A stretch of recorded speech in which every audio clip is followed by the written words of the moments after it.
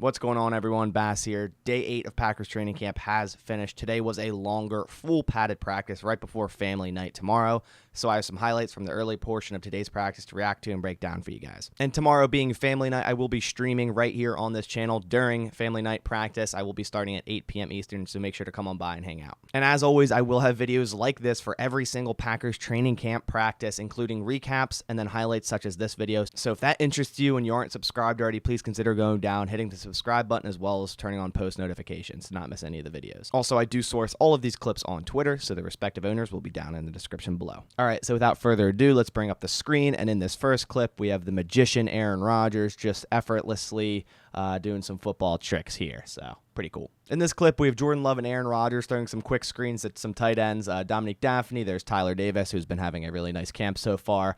Sal Cannella. Then we have Josiah DeGuara there to finish it off. Here is the same thing, just a different angle. This one to A.J. Dillon. I think Aaron Jones comes up. Jordan Love, Aaron Rodgers seems to be hip to hip most of this training camp. Aaron Rodgers always looking over Jordan Love, teaching him certain things, which is really good to see him, kind of mentoring Jordan Love. He had a really nice day of practice a couple days ago, probably his best in his 3 years here. At least that's what Matt LaFleur said. And I'm super excited for family night tomorrow. Matt LaFleur also said it might be a live session, meaning some live tackling. I'm hoping that's the case. Obviously, you don't want injuries, but at the same time, I would love to see some live tackling with this defense. So hopefully they do that tomorrow. I just can't wait to actually see the team portions of this offense versus this defense, the 1v1s, Romeo Doubs, Eric Stokes, all these guys. I just can't wait to see them all tomorrow on family night. And here's a very impressive clip of, again, Quay Walker looking like a skill position. This dude looks like a safety, a wide receiver, a defensive back, but he plays like a linebacker. He's so quick. You see his smooth hands there, soft hands, pretty much, I think, a one-handed catch there. And I think he could play wide receiver, honestly. I mean, like I said, I've said it multiple times. Quay Walker did play wide receiver in high school, so I wouldn't be surprised if he was one of the emergency guys if the Packers have to go over that, kind of like back in the 2016 playoffs when LaTroy Guion had to play guard.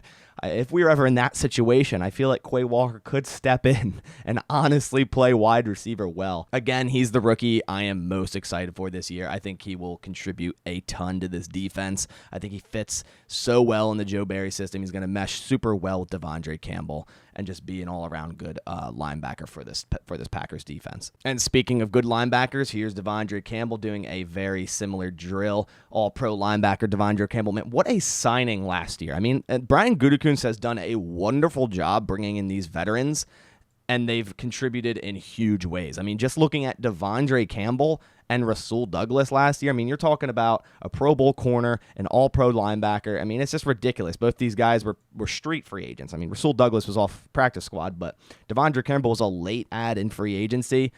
Basically, teams didn't want him, and he's never been a true Mike linebacker on a defense, and he was here in Green Bay, and he showed exactly what he's capable of, and that's being an all-pro linebacker. I mean, as I said, I'm super excited for this linebacker room. I think it's the most talented and athletic room the Packers have had in a very, very long time. And here we have A.J. Dillon running a quick Texas route out of the shotgun here. Aaron Rodgers spoke yesterday, and how he was super impressed with the progression of A.J. Dillon the last 3 years, especially last year, really stepping up in the passing game. And I have said that so many times. Like, I feel like A.J. Dillon was kind of underutilized heavily at Boston College.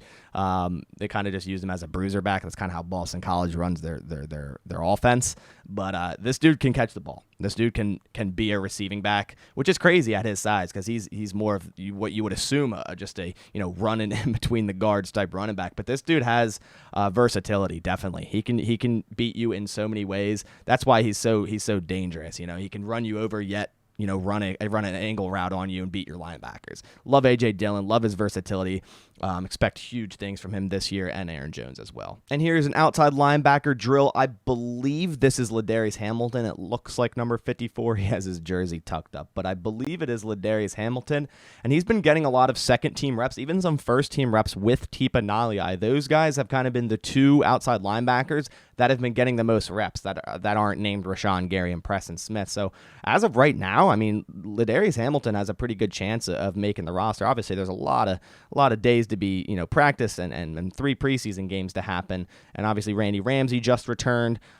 We have Kingsley Enagbare. There's John Garvin, but Tipa has kind of held that role, and then Ladarius Hamilton has also kind of been next to him. I know yesterday Enagbare did get some second-team reps with Tipa, but overall, impressed with Ladarius Hamilton so far in camp. And here's a quick clip of Rasul Douglas doing a defensive back drill. I know he did get a pick 6 today in 1v1s against Randall Cobb. Him and Randall Cobb have been a very big matchup thus far in camp, and that's because Rasul Douglas is the slot cornerback now, and I'm really excited to see what he can do at slot cornerback. I think Rasul has the physicality, the size, the speed, everything in general, the football IQ to be a good slot cornerback, and especially considering if he's at slot cornerback, you have your 3 best corners on the field. Yeah, you could put Jaire at the slot, but I think it's kind of a good idea to have Jaire on one side, locking down one side of the field, promising second-year player Eric Stokes on the other, and Rasul in the slot. It allows you to keep your 3 best cornerbacks on the field if you're in nickel. So really excited to see what he can do in the slot this year for sure. And here's a clip of safety Darnell Savage, who kind of had a down year last year, to say the least. I think he will turn it around this year. Obviously, we know Adrian Amos, one of the best safeties in the NFL, so having him next to you is always going to help you. Darnell Savage has every athletic tool to be a good safety in this league. I just think he has to put it all together and stay consistent, which I do think he will take a jump this year. They did accept his 5th-year option, so we'll see if they go into a long-term extension next year with Darnell, depending on how he plays this year. But I do have high hopes for Darnell Savage. And lastly, we have Jaire Alexander. A lot of defensive clips today, which is good. I feel like we haven't had much of those. And the defense has been playing super, super well so far in training camp. The offense has definitely had their growing pains, and Aaron Rodgers said that would happen, forged by fire, and that's exactly what you got to do. It's kind of like Eric Stokes against Devontae Adams in last year's camp. You got to be forged by fire. So if this defense is stopping you, you got to adapt and be able to beat them. So, and if the Packers defense is going to be one of the better defenses in the league, that's great. That's great practice. And Jaire looks great here. I know he had tightness in practice 2 days ago. Sat out in 1v1, sat out in team periods. Matt LaFleur said, just tightness, just precautionary, trying to get him out there for family night. Yet, yesterday he's a full participant. Today he's a full participant. He looks great. Was definitely just a cramp. He is 100% ready to go. But those are all the highlight clips I have from the beginning portion of today's practice, day 8 of Packers training camp. I hope you guys enjoyed them. If you did, please leave a like down below. It supports my channel a ton. And as I said, I will be streaming tomorrow during family night. Warm-up start at 8 p.m. Eastern, and practice starts at 8:30 p.m. Eastern. So I will start streaming right around 8 o'clock Eastern, so make sure to come on by, hang out, and watch some Packers football. But that about does it for this one. I'll catch you on the next one. Thanks for watching, and as always, go Pack Go.